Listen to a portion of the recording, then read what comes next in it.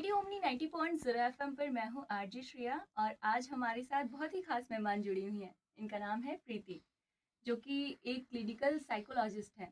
तो बहुत स्वागत है मैम आपका हमारे स्टूडियो में। बहुत बहुत धन्यवाद आपका। जी। तो प्रोग्राम शुरू करने से पहले मैं आपके बारे में पहले जानना चाहूँगी। मैं एक क्लिनिकल साइकोलॉजिस्ट हूँ और मैं मेंटल हेल्थ पे काम करती हूँ। मतलब कि किसी को मेंटल हेल्थ से रिलेटेड जो भी प्रॉब्लम्स है उसके लिए काउंसलिंग करती हूँ और मेरा अपना क्लिनिक भी है जेल रोड बस्ती में सिविल लाइन में। जी। तो मेरा मैम सबसे पहला सवाल आपसे ये है कि आप मेंटल हेल्थ पे कैसे काम करती हैं? मेंटल हेल्थ पे जो भी जिसको भी मानसिक समस्याएं होती हैं उनको मैं एक्चुअली मैं काउंसलिंग करती हूँ। जी। काउंसलिंग के थ्रू उनको ठीक करती हूँ। जी। तो आपके हिसाब से ये मेंटल हेल्थ वाले मतलब कौन सी कैटेगरी में ज़्यादा लोग आते हैं? महिलाएं हैं, बच्चे हैं, पुरुष हैं, कौन से ज़्यादा लोग आते हैं?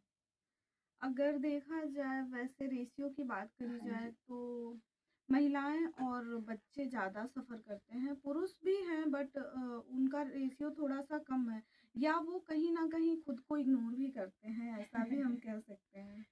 तो सबसे पहले हम बात कर लेते हैं महिलाओं की। तो महिलाएं इससे बचने के लिए सबसे पहला काम जो करना चाहिए उनको वो क्या करना चाहिए? अगर हम बात करें महिलाओं की तो महिलाओं की मानसिक स्थिति अगर वो मैरिड हैं जी। तो उनके शादी के बाद जो उनकी लाइफ है वो पूरी तरह से चेंज हो जाती है जी। और कहीं न कहीं वो अपने चीज़ों को दूसरे से अटैच कर लेती हैं, लाइक जो उनका पार्टनर है या फैमिली है, उससे वो एक्सपेक्ट करती हैं कि वो उनकी फीलिंग को समझे और उसके हिसाब से रिएक्शन दे। बट कई बार ऐसा नहीं हो पाता है। जब तक आप अपनी फीलिंग को एक्सप्रेस नहीं करेंगे, जी। तब तक आपको आपके अकॉर्डिंग कोई रिस्पॉन्स नहीं कर सकता है। जी। तो उसकी वजह से वो सफ़र करने लगती हैं। जी। और हमें एक और भी बहुत बड़ी बात होती है कि हम अपने लिए जीना ही छोड़ देते हैं। जी, बिल्कुल सही शादी कहा के बाद आपने। क्या होता है, परिवार की ज़िम्मेदारी आ जाती हैं। अगर बच्चे होते हैं तो बच्चों की ज़िम्मेदारी आ जाती है। तो उन महिलाओं के लिए आप क्या संदेश देना चाहेंगी? उनके लिए मैं ये कहना चाहूँगी कि उनकी लाइफ़ में जो भी अच्छा हो, जी। उसको देखें और उस पे काम करें और अपने ऊपर काम करें। मैं ये नहीं कह रही हूँ सारी चीज़ों को छोड़ के काम करें या किसी खराब इमोशन के साथ आगे बढ़ें। जी। मैं ये कह रही हूँ कि अगर आपके जो भी आपके फैमिली में जो भी जिससे भी आपके रिलेशन उतने अच्छे नहीं हैं, वो इन-लॉ वो आपके फादर इन-लॉ, मदर इन-लॉ, आपके हस्बैंड भी हो सकते हैं जी। या आपके जो सिस्टर इन लॉ है, मतलब कोई भी रिलेशन हो सकता है। तो अगर आपका वहाँ पे कॉन्फ्लिक्ट है, आपका रिलेशनशिप अच्छा नहीं चल रहा है, तो आप उन रिलेशन पे को थोड़ा-सा इग्नोर करें। इग्नोर इन द सेंस कि जहाँ भी लग रहा है कि प्रॉब्लम हो रही है, उस एरिया को इग्नोर करें बट बैड इमोशन ना रखें उनके लिए। जी। अपनी तरफ से जो कर सकते हैं अच्छा करें, अदरवाइज़ उनसे कोई जो भी जिस तरह की परेशानी हो रही है उसको समझें और उसको छोड़ के अपनी लाइफ में आगे बढ़े। जो उनके पास अच्छा है, जो वो अपने लिए अच्छा कर सकती हैं और भी चीज़ें उनकी लाइफ में बहुत कुछ अच्छी होंगी, उस पे फ़ोकस करें और आगे बढ़ें। तो सबसे बड़ा कारण क्या होता है इसका? जैसे कि शादी के बाद कुछ सपने होते हैं महिलाओं के कि हम ये बनेंगे, वो बनेंगे, और शादी के बाद कहीं न कहीं वो सपने जो होते हैं उनके अधूरे रह जाते हैं। तो बिल्कुल। उन महिलाओं को आप क्या कहना चाहेंगी? सपनों की बात अगर हम करें तो कहीं न कहीं शुरुआत में हम इतने एक्साइटमेंट में होते हैं कि चीज़ें जी। बहुत अच्छी चल रही हैं और टाइम के साथ फर्स्ट डे जैसी चीज़ें होती हैं वैसे हमेशा नहीं रहती हैं। जी। चीज़ें बदलने लगती हैं तो उनको लगता है कि अरे यार मैंने तो इनकी वज़ह से सब छोड़ दिया या जो भी।